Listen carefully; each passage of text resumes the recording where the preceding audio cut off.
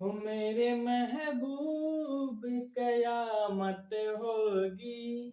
हो आज रुसवा तेरी गलियों में मोहब्बत होगी। ए बच्चा, हम पढ़ाई मतलब पढ़ाई से मोहब्बत करे का कहावत बानी, ठीक है। तो हेलो दोस्तों, मैं कृष्ण मोहन यादव आप सभी के अपने यूट्यूब चैनल ट्रैकर सीरियल पे स्वागत है। तो मैं आज जो है प्रश्नावली 1.1 स्टार्ट करूंगा, ठीक है ना। कौन से 1.1? पहला चैप्टर का नाम है मैथ का है वास्तविक संख्याएं, ठीक है ना। तो प्रश्नावली 1.1 यूपी बोर्ड एग्जाम 2026 के लिए है, ठीक है ना। तो जितने भी मैं प्रश्न बताऊंगा दोस्तों, वो सब आपके एग्जाम में जरूर पूछे जाएंगे, ठीक है। अगर क्वेश्चन है तो अथवा में जरूर आएगा, लेकिन आपको क्वेश्चन जरूर दिखाई देगा मेरे बताए हुए प्रश्नों से, है ना। तो चलिए देखते हैं, शुरुआत करते हैं आज की क्लास। तो यहाँ पे हमारा प्रश्न दिया है, कौन सा देखिए, निम्नलिखित संख्याओं को अभाज्य गुणनखंडों गुणनफल के रूप में व्यक्त कीजिए। कहने का मतलब है, ये जो हमारी संख्याएं दी गई हैं, इन्हें किस रूप में व्यक्त करना है? अभाज्य गुणनखंडों के रूप में व्यक्त करना है। तो पहले हम इन संख्याओं को क्या निकालेंगे? अभाज्य गुणनखंड निकालेंगे, ठीक है। तो क्लास 9th में तो आपने सीखा होगा अभाज्य गुणनखंड कैसे निकाला जाता है, लेकिन कुछ बच्चे हैं लापरवाही कर देते हैं, उन्हें तो पता ही नहीं होगा। तो टेंशन ना लें, हम यहाँ पे आपको तसल्ली से आराम से एकदम बारीकी से धीरे धीरे समझाएंगे कि अभाज्य गुणनखंड कैसे निकाला जाता है। तो चलिए देखते हैं। तो हमको क्या निकालना है, इसको इनका क्या निकालना है? अभाज्य गुणनखंड। देखिए कैसे निकलता है। तो 128 का 128 का जो हमारा अभाज्य गुणनखंड है, ऐसे निकालेंगे, ठीक है। इसे कहते हैं एलसीएम करना, है ना, एलसीएम।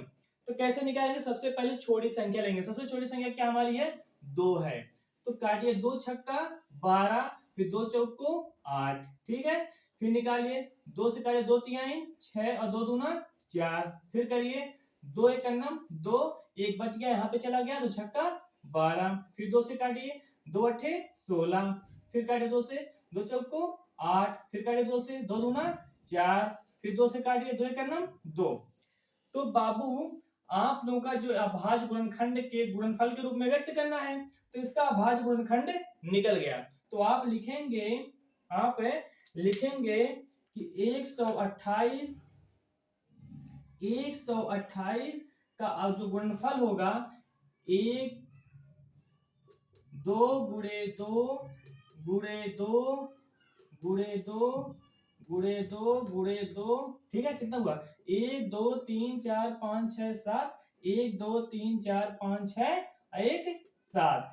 तो बाबू जो है हमने लिख दिया 128 का जो गुणनफल होता है 2 गुणे 2 गुणे 2 गुणे 2 गुणे 2 गुणे 2 गुणे 2। तो इसे और हम किस तरीके से लिख सकते हैं? इसको हम पावर के रूप में लिख सकते हैं। देखिए कैसे, 1 2 2 3 4 5 6 7, हम इसको और क्या लिख सकते हैं? 2 की पावर 7, ठीक है। तो हम ये जो है अभाज्य गुणनखंडों के क्या गुणनफल के रूप में लिख दिए। किस 128 गुणनफल यही होगा, ठीक है। दूसरे नंबर में हमारा आता है 140 का। इसका भी गुणनफल निकालिए, देखिए कैसे निकलता है। 140 का गुणनफल कैसे निकलेगा? अभाज्य गुणनखंड इसका करेंगे, ठीक है। तो करिए, 2 सत्ते 14, जीरो उतर जाएगा। फिर काटिए, 2 तिहाई 6, एक बचा तो 2 बच्चे 10। अब तो 2 से कटेगा नहीं, 3 से भी नहीं कटेगा, 4 से भी नहीं कटेगा, किससे कटेगा? 5 से कटेगा। तो 5 सत्ते 35, फिर 7 से लास्ट में का 7 एक 7। तो कहने का मतलब है, जो 140 का अभाज्य गुणनखंड होगा, इस रूप से लिखेंगे। देखिए, 140 बराबर 2 गुणे 2 गुणे 5 गुणे 7, ठीक है। तो इसका क्या हो गया?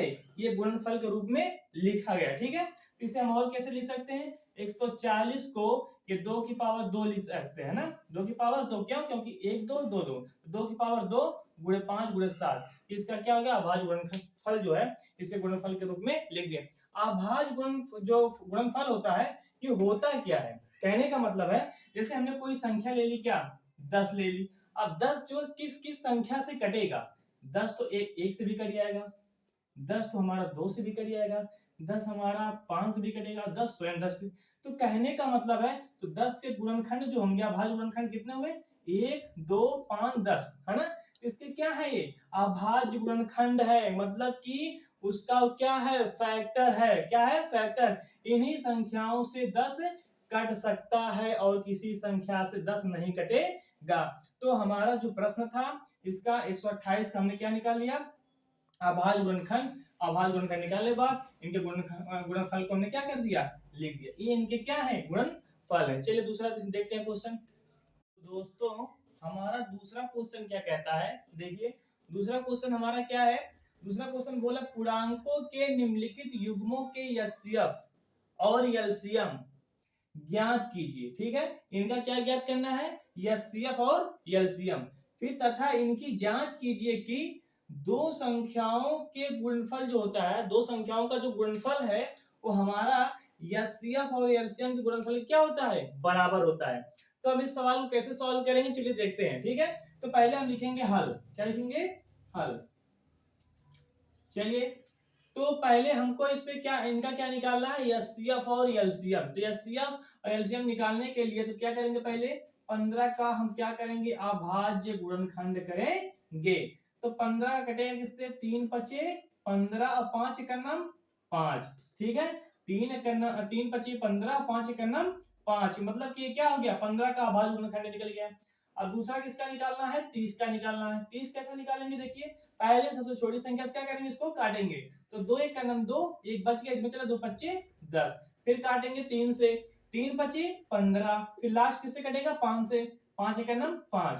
तो कहने का मतलब है ये जो 15 का अभाज्य गुणनखंड है और ये जो 30 का गुणनखंड है, अब इसको लिखते हैं। ठीक है ना, तो 15 इज इक्वल टू 3 मल्टीप्लाई 5। ठीक है, अब देखा यहाँ 30 का लिखिए, 30 का क्या होगा, 2 गुणे 3 गुणे 5। ठीक है, ये गुणनफल के रूप में लिख गया। अब हमको पहले इनका क्या निकालना है, एचसीएफ निकालना है। एचसीएफ कैसे निकलता है, अभाज्य गुणनखंड विधि से। देखिए तो कहेंगे 15 का जो फैक्टर है, 15 का जो गुणनफल है और 30 का जो गुणनफल है, इनमें कॉमन क्या है ना, दोनों में कॉमन क्या है। तो दोनों में कॉमन देखिए क्या है, 15 में क्या दिखाई दे रहा है, 3 दिखाई दे रहा है, और 30 में भी क्या दिखाई दे रहा है, 3 दिखाई दे रहा है। ठीक है, तो 15 में भी 3 मिल गया और 30 में भी क्या मिल गया, 3 मिल गया, और 5 इसमें भी है और 5 इसमें भी। तो कहने का मतलब है इसमें जो है एक तो 3 कॉमन मिल गया और एक क्या मिल गया, 5 कॉमन मिल गया। ठीक है, तो क्या मिल गया, एक 3 कॉमन मिला, एक 5 मिला। तो इनका दोनों क्या हो जाएगा, मल्टीप्लाई हो जाएगा, मतलब गुणा हो जाएगा, 3 पच्चे 15। कहने का मतलब है इस एचसीएफ इसका कितना हो जाएगा, 15 हो जाएगा। अब निकालना है हमको एलसीएम। एलसीएम, ठीक है, एलसीएम कैसे निकालेंगे, जो कॉमन हम लिए हैं, है ना, जो हम कॉमन लिए हैं उसको एक बार लिखेंगे और बाकी जो बचा है सब लिख देंगे। तो कॉमन किसका लिए थे, 3 का लिखे, 3 का लिया जाए तो 3 को एक बार लिखेंगे। कॉमन एक बार 5 का लिए तो उसको एक बार लिखेंगे। ठीक है, अब बचा कौन कौन, 3 5 छोड़ कौन बचा, एक तो 2 बच गया और एक क्या बच गया, बस। ठीक है ना, इतना बचा है। अब इसका क्या कर लेंगे, मल्टीप्लाई करेंगे, गुणा करेंगे, 5 तिहाई 15 दूनी 30। तो कहेंगे कि इन दोनों संख्याओं का मासा हमारा 15 आया और इन्हीं दोनों संख्याओं का लासा हमारा 30 आया। ठीक है, तो हमारा एचसीएफ और एलसीएम तो निकल गया।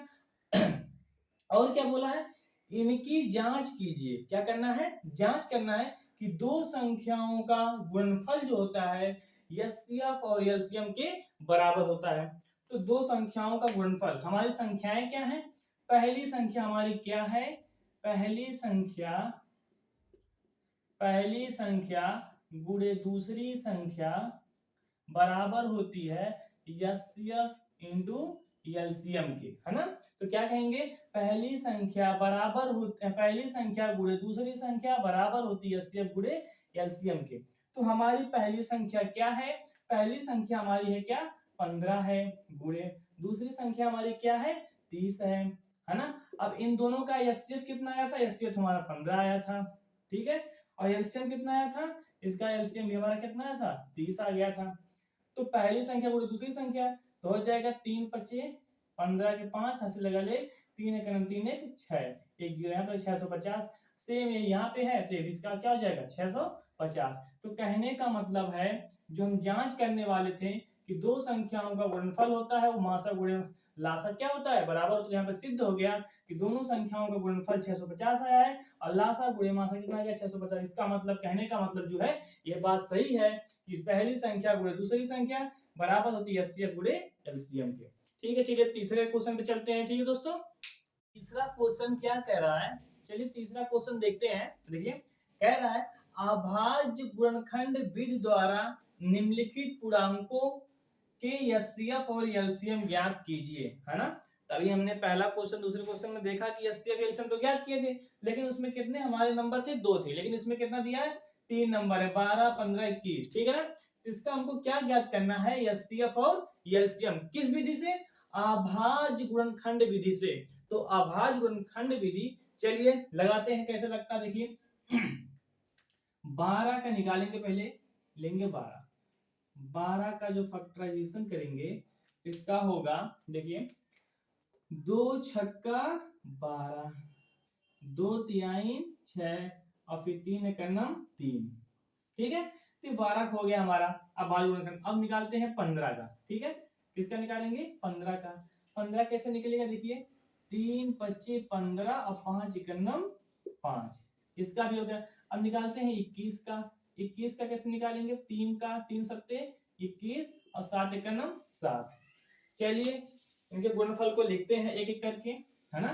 तो गुणनफल क्या होगा, 12 का लिखेंगे और 15 का लिखेंगे और 21 का लिखेंगे। ठीक है, चलिए 12 का गुणनफल क्या है हमारा है 2 की पावर कितना लिखेंगे, 2 लेंगे, क्योंकि इसमें दो दो कितना है, इसमें 2 है, तो 2 की पावर 2 ले सकते हैं, गुणे कितना लिखेंगे, 3 लिख देंगे। ठीक है, और फिर इसका जो है इसमें देखिए सिर्फ सिंगल है, 3 गुणे 5 हो गया, है ना। इसमें 3 गुणे 5 ही है सिर्फ, और 21 में कितना है, 3 गुणे 7। ठीक है, ये इनका क्या हो गया, गुणनफल हो गया। अब जो है हमको जो सबसे पहले क्या निकालना है, एचसीएफ निकालना है। एचसीएफ कैसे निकालेंगे, देखिए एचसीएफ कैसे निकालेंगे, एचसीएफ में हम न्यूनतम घात को लिखते हैं। कैसे घात को, न्यूनतम घात को, मतलब सबसे कम घात जिसकी होगी उसी को हम क्या लिखेंगे, एचसीएफ में लिखेंगे। तो एचसीएफ निकालने की सबसे न्यूनतम घात है क्या होगी, देखिए इसमें 2 की पावर 2 है गुणे 3। ठीक है, इसमें जो है 3 गुणे 5, इसमें 3 गुणे 7। अब बताइए इन तीनों में से जो है 12 के गुणनफल में और 15 के गुणनफल में और 21 के गुणनफल में कॉमन क्या है। हमको तो दिख रहा है कि कॉमन इसमें भी 3 है, इसमें भी है और इसमें भी है, तो कॉमन तीनों क्या मिला है, 3 3 3। तो एचसीएफ जो हमारा होगा कितना हो जाएगा, 3 हो जाएगा। एचसीएफ कितना होगा, 3। क्यों, क्योंकि जो संख्या है ना, जो संख्या तीनों में कॉमन दिखाई देगी वही हमारा क्या होगा, एचसीएफ होगा। तो कॉमन क्या दिखा, इसमें भी 3 दिख गया, इसमें भी इसमें भी, तो एचसीएफ हमारा कितना हो गया, 3 हो गया। और तो कुछ कॉमन दिख नहीं रहा है कि लिखें। ठीक है, अब निकालेंगे क्या, दूसरी बात एलसीएम इसका निकालेंगे। एलसीएम में क्या होगा कि अधिकतम घात को लिखते हैं। क्या लिखेंगे, अधिकतम घात को लिखते हैं। तो अधिकतम घात का मतलब कि 2 की पावर जो है उसे 2 की पावर 2 लिख देंगे। ठीक है, 2 की पावर में कुछ करना नहीं, जब जो कॉमन है, कॉमन 3 की घात देखो 1 है, ये भी 3 की घात क्या है, 1 है, ये भी 3 की घात क्या है ना, 3 की घात क्या है, ये भी 1 है। तो कहने का मतलब है अगर 3 की घात यहीं पे 2 होती तो यहाँ पे हम 3 की घात 2 लिखते हैं एलसीएम के लिए, बट यहाँ पे भी 1 है, यहाँ पे भी एक भी एक साथ जाए ना, इसलिए हम क्या लिखेंगे, 3 की घात 1। अब बचा क्या हमारा, एक तो 5 बच गया, एक 7 बच गया, तो गुणे 5 गुणे 7। कहने का मतलब है एलसीएम में अगर कोई चीज कॉमन है और अगर उसकी घात ज्यादा है, इसे कहने का मतलब है अगर हम लिख दिए कि 2 की घात 3 और 2 की घात 5 और 2 की घात 6, अगर हमको एलसीएम में लिखना होगा, इन दोनों कॉमन है, मान लो ना तीनों में कॉमन है, ये भी कॉमन, ये भी कॉमन, तीनों कॉमन हमको दिख रहा है, तो एलसीएम के लिए इसके सबसे अधिकतम घात को लिखते हैं। किसके, एलसीएम के लिए जो अधिकतम घात होगी उसी को हम लिखेंगे, बाकी इन दोनों क्या कर देंगे, छोड़ देंगे। चलिए आगे क्वेश्चन आएगा उसमें बताएंगे अच्छी तरह से। तो यहाँ पे देखिए एलसीएम हमारा 3 आ गया। अब एलसीएम क्या करेंगे, अब देखिए इसका 2 का वर्ग होता है 4, 3 का ऐसे लिख दीजिए 5 सत्ते 35। ठीक है, 4 3 12 और गुणे 35। अब 35 12 गुणा हो जाए क्या हो जाएगा, 12 25 60 0 हमारा हासिल 6 बच गया। अब 12 तिहाई 36 और 36 है 42। कहने का मतलब है इनका जो है 12, 15, 21 का एलसीएम हमारा कितना आ गया 420 और 12, 15, 21 का हमारा एचसीएफ कितना है 3 है। ठीक है, तो इस तरीके से हमको निकालना था। अब चलिए हम चलते हैं चौथे क्वेश्चन पे। चौथा क्वेश्चन क्या कह रहा है, चौथा क्वेश्चन क्या बोला देखिए, एचसीएफ 306 657 का जो है, कहने का मतलब इन दोनों संख्याओं का एचसीएफ हमारा कितना दिया है 9 दिया है। तो एलसीएम इन दोनों संख्याओं का क्या होगा, तो इनका इसे कैसे सॉल्व करेंगे। आपको पता है कि पहले मैंने बता चुका कि पहले यहाँ पे हम लिखेंगे हल। हल ठीक है, एक फार्मूला आपको बताया था, है ना। फार्मूला क्या था कि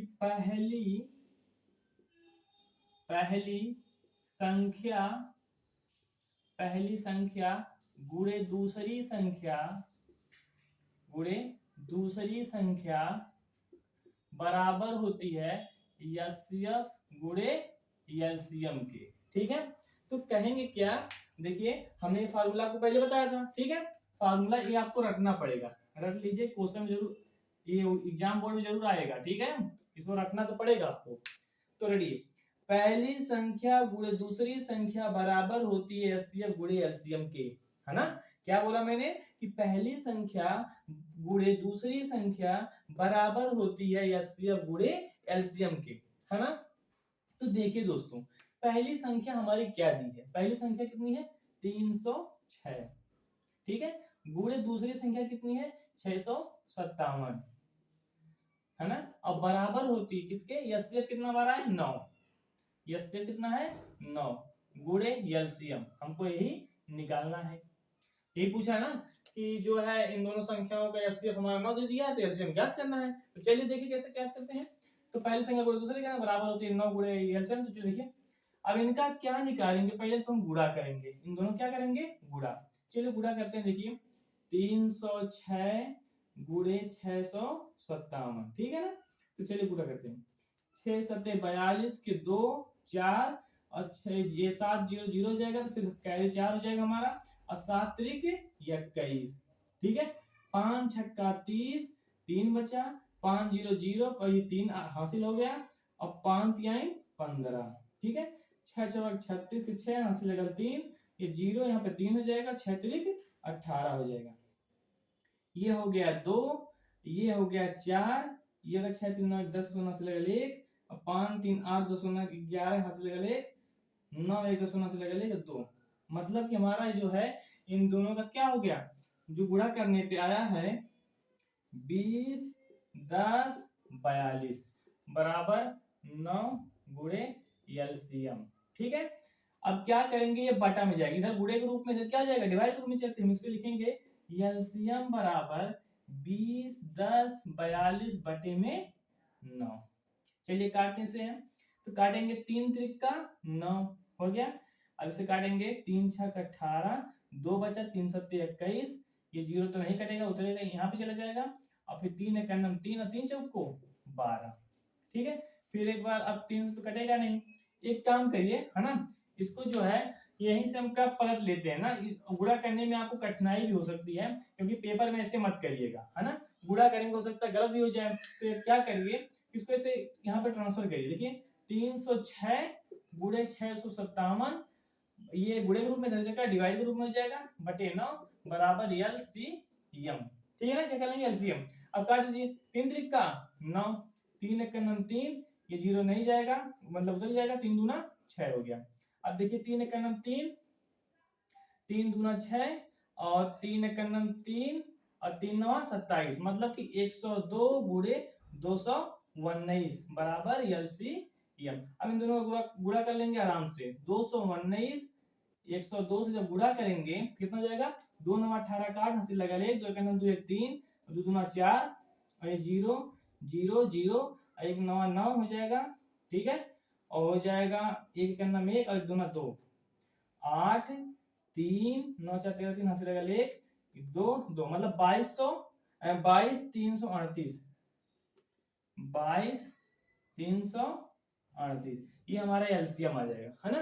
तो ऐसे ही लगाएंगे, ठीक है ना, इसको यहाँ से जो 9 इस पे बटे में भेज देंगे, जब बटा में आएगा आराम से सॉल्व करके ऐसे कर लेंगे, ठीक है ना। चलिए अब चलते हैं पांचवें क्वेश्चन पे, ठीक है। चलिए देखिए पांचवा क्वेश्चन क्या कह रहा है। पांचवा क्वेश्चन कह रहा है कि जांच कीजिए कि क्या किसी प्राकृतिक संख्या n के लिए संख्या 6 की पावर n अंक 0 पर समाप्त हो सकती है।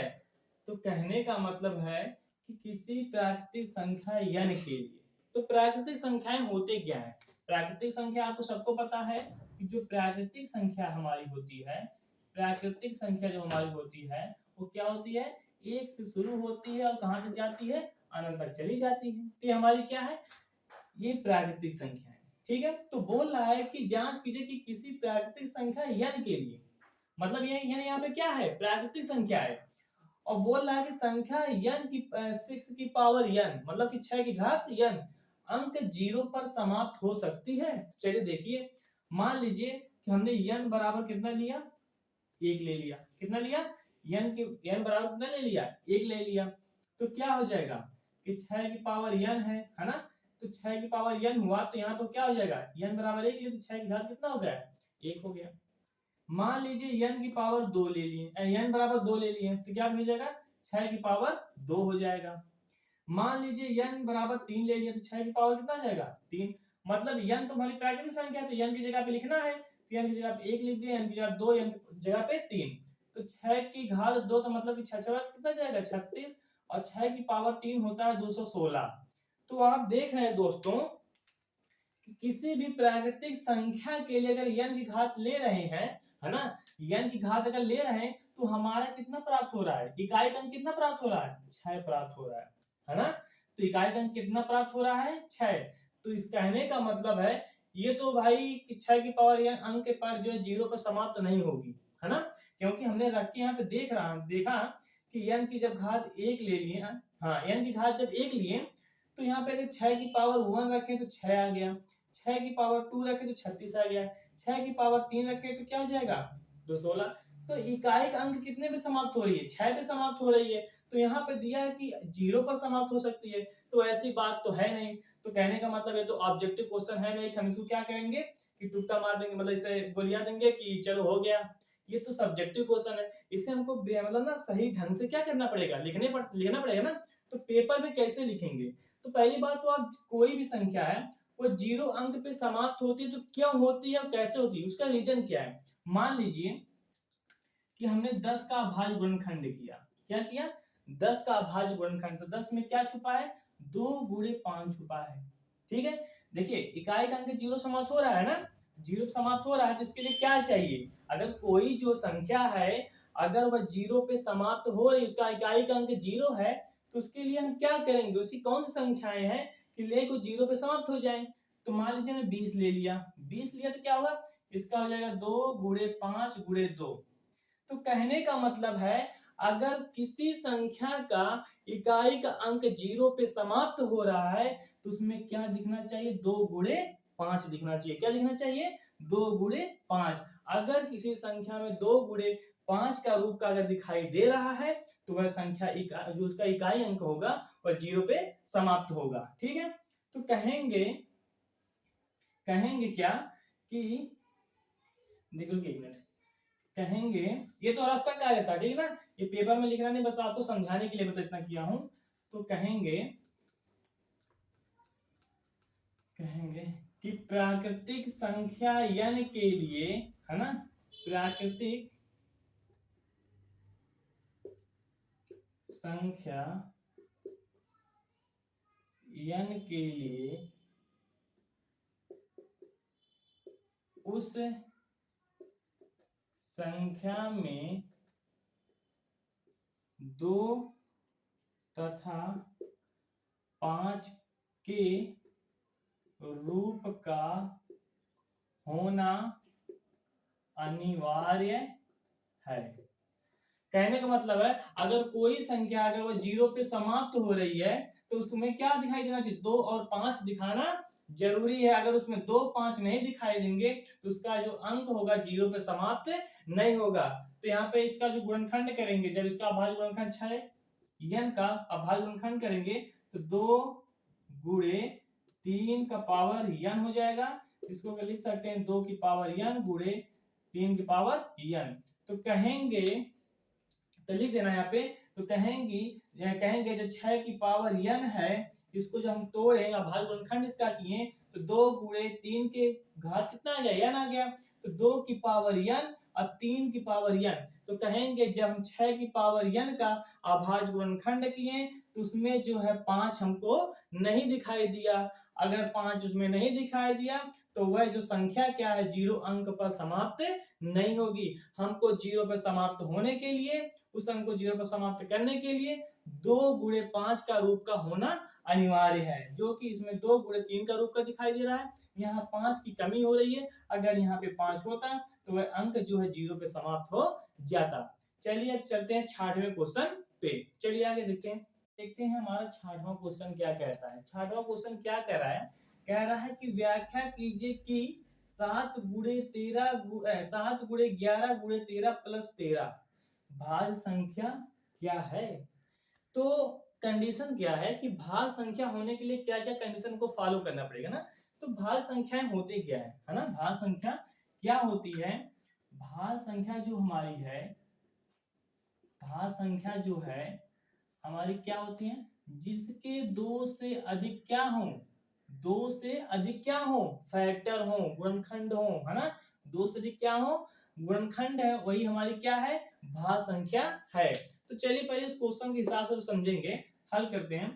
7 गुणे 11 गुणे 13 और प्लस 13, ठीक है।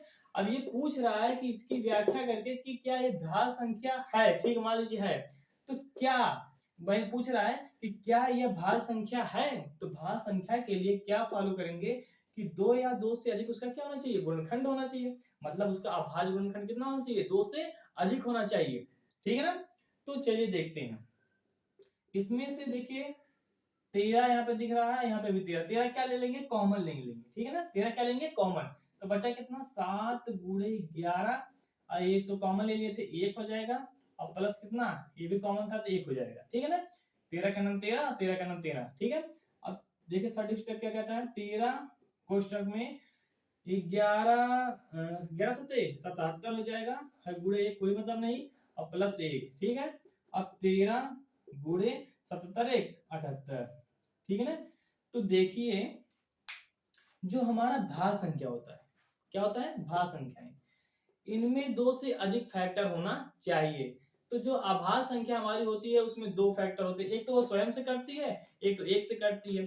तो 1 को तो हटा दो, है ना। अगर इसमें भी हम देखें, अगर इसमें 1 तो छुपा होता है तो 1 ले लेंगे। तो देखिए यहाँ पे 2 से अधिक क्या इसके हैं, फैक्टर हैं। तो हमारी क्या भाज्य संख्या है, फैक्टर कर सकते हैं। जैसे देखिए 1 फैक्टर, 2 फैक्टर, 3 फैक्टर, एक को छोड़ना पड़ेगा, एक को छोड़ना पड़ेगा। तो हमारी भाज्य संख्या क्यों हुई, क्योंकि यहाँ जो है 2 से अधिक क्या हमारे हैं, फैक्टर है। तो भाज्य संख्या क्यों है, इसका हम पहले क्या करेंगे, यहाँ पे हमने लिखा, और फिर इसमें से देखिए 13 यहाँ पे दिखाई दे रहा है, 13 यहाँ पे दिखाई दे रहा है। 13 को हमने क्या कर लिया, कॉमन ले लिया। फिर 13 को कॉमन लिया तो 7 गुणे 11 गुणे 13 का नाम 13 हो जाएगा, और प्लस 13 का नाम 13 हो जाएगा, ठीक है। फिर 13 को यहाँ पे लिख दिया, फिर 11 से 77 हो जाएगा, और गुणा 1 तो है घटा दो, प्लस 1 लिख दिए, और 13 गुणे 77 1 78 हो गया। ये हमारी भाज्य संख्या है, ठीक है। अब चलते हैं हम 7वें क्वेश्चन पे, चलिए देखते हैं 7वां क्वेश्चन। तो चलिए देखते हैं 7वां क्वेश्चन क्या कहता है, ये भी बहुत इजी है, ठीक है ना। तो भाज्य गुणनखंड विधि द्वारा 6 तथा 20 का एचसीएफ तथा एलसीएम ज्ञात कीजिए। तो हमारे 7वां क्वेश्चन को कैसे हम डील करेंगे, देखिए। तो देखिए अभाज्य गुणनखंड विधि द्वारा, ठीक है ना, गुणनखंड है, यहाँ पे खंड मिस्टेक हो गया है। तो अभाज्य गुणनखंड विधि द्वारा क्या करना है, 6 और 20 का क्या निकालना है, एचसीएफ और एलसीएम। तो चलिए वैसे निकालते हैं 6 का, तो 2 तिहाई 6 और 3 का नाम 3, ये तो 6 का निकल गया। अब 20 का इसको फैक्टराइजेशन करेंगे तो 2 दहा में 20 और 2 पच्चे 10 और 5 का नाम 5, ठीक है ना। तो अब इसको क्या करेंगे, अब देखिए 6 का कितना हमारा गुणनफल बना, 2 गुणे 3 लिख सकते हैं, और 20 को हम लिखेंगे 2 गुणे 2 गुणे 5, ठीक है ना। ये तो हम इनका क्या किए, गुणनखंड किए, है ना, गुणनखंड कर लिए। अब इनका 6 का गुणनखंड कितना है, 2 और 3 है, और 20 का गुणनखंड कितना हो गया, 2 2 5। अब एचसीएफ निकालने के लिए हमने कहा था, है ना, एचसीएफ निकालने के लिए कहा था कि जो दोनों गुणनखंडों में कॉमन होगा वही ले लेंगे। कॉमन क्या मिल रहा है, 2 इसमें भी कॉमन है, 2 इसमें भी कॉमन है, 3 इसमें है लेकिन 3 इसमें नहीं, तो जो कॉमन है हम वही लिखेंगे, ठीक है ना। तो कॉमन हमारा कितना मिला, सिर्फ 2 मिला, तो हमारा एचसीएफ कितना हो गया, 2 हो गया, ठीक है। अब एलसीएम क्या करेंगे, एलसीएम में इसको देखिए, यहाँ पे क्या हो जाएगा 20 का, 20 का जो होगा 2 की पावर 2 गुणे 5, है ना, इसको लिखेंगे कि नहीं, ऐसे में लिख सकते हैं कि 2 की पावर 2 गुणे 5, क्योंकि 2 यहाँ पे 2 था, ठीक है ना। तब देखिए हमने कहा था कि एचसीएफ में न्यूनतम घात लेंगे, है ना, कि 2 की पावर 1 थी, यहाँ पे 2 की पावर 2 थी, तो यहाँ पर हमने कितना ले लिया, 2 की पावर 1 को ले लिया, ठीक है। 2 की पावर 1 था, यहाँ पे 2 की पावर 2, तो एचसीएफ के लिए न्यूनतम घात लेंगे, ठीक है। लेकिन एचसीएफ के लिए, एलसीएम के लिए हम क्या करेंगे, अधिकतम घात लेंगे। यहाँ 2 की पावर 1 है, यहाँ पे 2 की पावर 2 है, हम लिखेंगे 2 की पावर 2। अब जो है गुणे, यहाँ पे जो बचा लिख दो, 3 बचा है और गुणे 5 बचा है, तब इनका क्या हो जाएगा, 2 दूना 4 गुणे 3 गुणे 5, 5 तिहाई 15, 15 चौको 60, तो कहेंगे कि इन दोनों संख्याओं का एचसीएफ हमारा 2 आया और इन्हीं दोनों संख्याओं का एलसीएम हमारा कितना आ गया, 60 आ गया। तो इस प्रश्नावली में जो 1.1 था हमारा क्या हो गया, सवाल जो है सारा हम लगा डाले हैं। इसमें से आपको एक क्वेश्चन बोर्ड एग्जाम में जरूर पूछा जाएगा, ठीक है ना, इसमें से एक क्वेश्चन आपको बोर्ड एग्जाम में जरूर आएगा। और जो हमने प्रश्नावली एक की, जो हमने मतलब कोई भूमिका बताया था, है ना, जो समझाया था ऑब्जेक्टिव के लिए, उसमें से 2 क्वेश्चन आएंगे, ठीक है, इसमें से एक आएगा, जो एक क्वेश्चन इसमें पूछेगा 3 नंबर का आएगा, ठीक है। अब प्रश्नावली 1.2 लेके जब आएंगे उसमें वास्तविक संख्याएं का, तो उसमें पूछा हम सिद्ध करवाएंगे √2, √5, √6, इसे कैसे सिद्ध करते हैं ना, क्योंकि इसमें से भी अथवा करके क्वेश्चन कुछ आते हैं। चलिए तो मिलते हैं नेक्स्ट वीडियो में दोस्तों, धन्यवाद।